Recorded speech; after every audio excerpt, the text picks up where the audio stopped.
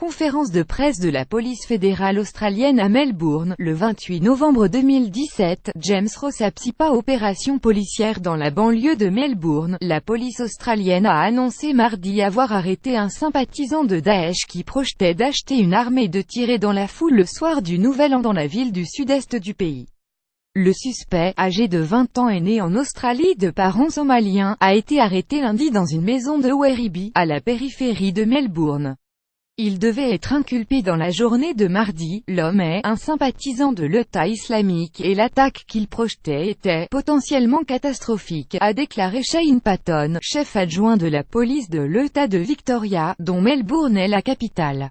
Melbourne. Maps 4 News. Abattre autant de personnes que possible. Selon la police, le suspect avait consulté un manuel produit par Al-Qaïda sur la manière d'utiliser des armes à feu et de commettre des attentats, mais il a été arrêté avant d'avoir pu acheter un fusil automatique.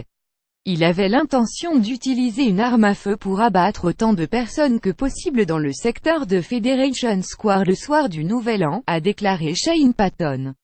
Federation Square est une place située au cœur de la ville de Melbourne, près de la gare ferroviaire de Flinders Street et de la cathédrale Saint-Paul.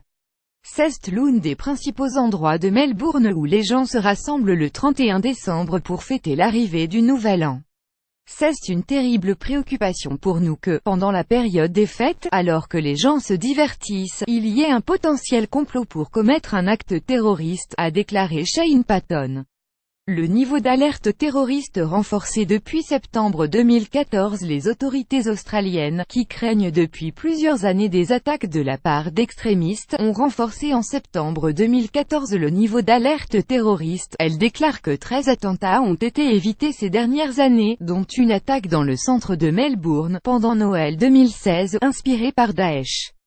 Une autre attaque récemment déjouée, toujours au nom du groupe État islamique, visait à faire s'écraser un avion en recourant à du gaz toxique ou à une bombe artisanale. En 2014, une prise d'otage dans un café de Sydney s'était soldée par la de 2 d'Enter.